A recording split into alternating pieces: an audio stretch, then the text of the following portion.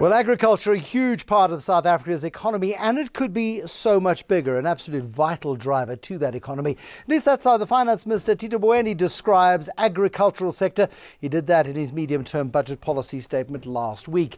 More money being set aside for the Land Bank to aid it in supporting emerging farmers against the backdrop of the debates around land reform, of course, and land redistribution without compensation. But those huge issues of land reform weigh not only on the agricultural sector, but more broadly on investor sentiment. It's making a lot of investors really nervous about property as an asset generally, and also the policy certainty issue from a South African perspective is a big issue too. I'm Bruce Whitfield. This is Taking Stock. The Land Bank Chief Executive TP Nchocho is my guest this evening and joins us in our studios in Johannesburg. The Finance Minister has promised you another 4.5 billion rand for land reform. He did that in the medium-term budget policy statement last week. That's quite a nice little extra cash injection for the for a bit of land reform. Yes, it is, and we hope that it does get confirmed finally in the budget allocation. Have you been let down a lot by the Treasury in the past that you're so sceptical about this money coming forward? Not really. We understand how the fiscal process works, and not everything that you ask for from the Treasury you would get year on year. So you've asked for this money, you've asked for this as additional assistance then? What happens is that we have asked for the enhancement of our capital in order to improve our risk-bearing capacity as an institution. You know, Bruce, banks require a layer of capital to be able to take on more credit risk and to be able to advance their mandate. And that is even more so with us as a development finance institution, because you're not making strictly commercial decisions. I mean, I grew up on a farm and I recall the visits to the bank manager. You'd wear your best trousers with patches on the knees because you knew you'd be begging for money. That was a commercial transaction. You are doing commercial transactions but with a different mandate. It's not a purely profit-seeking mandate. Correct. If you look at it in a graphic form, in the vertical axis you would have a development impact dimension, and then vertically you'd have a commercial dimension. So yes, these institutions like the Land Bank are expected not just to wash their faces, but to generate levels of earnings to build on their capital base. But because you are profitable. I mean, as a state-owned entity, as an entity, you are profitable as a lender. Yes, and not only to achieve that, but also to achieve social outcomes. And we know in this country what those social outcomes are. Greater inclusion of black people, those historically have not had the opportunity to participate, employment creation, hopefully adding more land under production to the agricultural pie so that the overall output of the sector increases, and so on and so on, and ensuring sustainability in a sense of better usage of rare or resources such as water. Yeah, I mean, I remember going into NAMPO last year. That it used to be called the National Association of Maize Producers Organizations. I think that's where NAMPO comes from. Correct. In Bothaville in the Free State. And I did some broadcasts from there 18 months ago or so, and you were there. And I'd previously been at NAMPO 30 years before that. And one of the great things that struck me as I walked through is many of the people who were there hadn't changed at all. But suddenly there were some black farmers, in the minority at NAMPO, but there were black farmers. But what struck me about those black farmers at NAMPO, they were complaining about exactly the same stuff that I'd heard about in my childhood, and people and lending and the financing of agriculture. And of course the huge risks associated with agriculture too.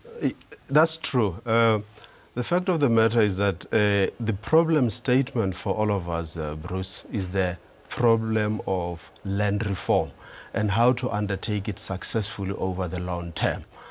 We all know the statistics about approximately 100 million hectares of South African land mass being used for agriculture, approximately 13% of that being arable in a sense that it can grow crops, and the rest is really suitable more for livestock type enterprises. So when new entrants into the sector get allocated land pieces, farms to farm, the primary need we believe that they have is firstly appropriate land use planning.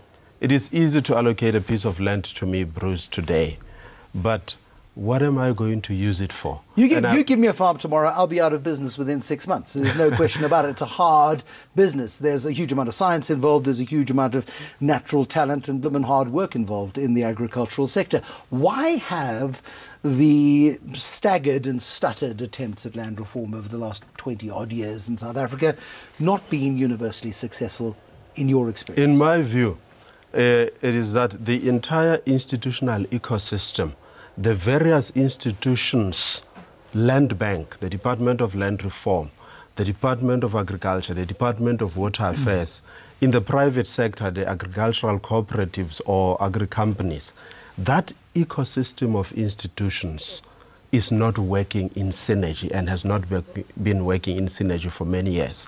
A farmer, yes, needs finance and the land bank or from a commercial bank, but they need massive ongoing institutional technical support on the ground. Even the best of farmers, Bruce, in this country who have been farming for years, at the beginning of the season, they need to do tests on their farms to determine what best inputs in the form of fertilizers or lime to use, what kind of chemicals to use in order to improve the quality of soil, what kind of cultivars in terms of seeds to choose in order to plant for an oncoming season. So the point that I'm making is even the best of farmers still require technical support. Yeah. And without that, an emerging black farmer today is isolated and alone. But so many people have been given this huge opportunity to go farming, and you might arrive on the farm and you might have a tractor and you might have some equipment, you might even have this year's seed. But you hit a drought, you can maybe survive. You hit 2 droughts, you're probably gone. 3 droughts, very few farmers anywhere in South Africa can survive that. You're right, and we saw this at the Land Bank over the past 4 years. In fact, when I joined the bank, you remember the 2 years of drought, 2015, 2016. It was very difficult times across the board for the country, for the sector specifically. And indeed, at that time, we saw marginal upticks in our own provisionings, in our own levels of NPLs. But agriculture is a long-term game, so we are not a trigger-happy kind institution which repossesses farms when people get into default. We understand this cyclicality. Fortunately, recently the rains have come in the Western Cape and things have improved. But the El Nino effect is threatening to sort of present itself again this year. And the El Nino effect does one very significant thing. It causes havoc with weather patterns. You might get some early season rain or some late season rain. You don't get the consistency, particularly in the grain producing areas of South Africa, that's so desperately needed. Correct. That's why some of the instruments that we use, and we don't have all the answers to this, we have a subsidiary, the Land Bank Insurance Company, which provides crop insurance, to cover multi-peril type... everything except drought. Well, it does cover drought. See, farming's become a soft business in recent years, hasn't it? Even cover drought. But you can insure for almost anything. I want to talk about land reform in just a moment, the politics of land reform. And then there's the critical part of land reform, which very few people actually talk about ever. And that's the economics of land reform, because it is a complex, thorny and very difficult issue to talk about. More on the Land Bank with the Chief Executive when Taking Stock continues. We're talking agriculture. We've done enough of sitting and talking at the farm fence. We're now going to get our hands into the dirt and talk about the politics of land reform in just a moment.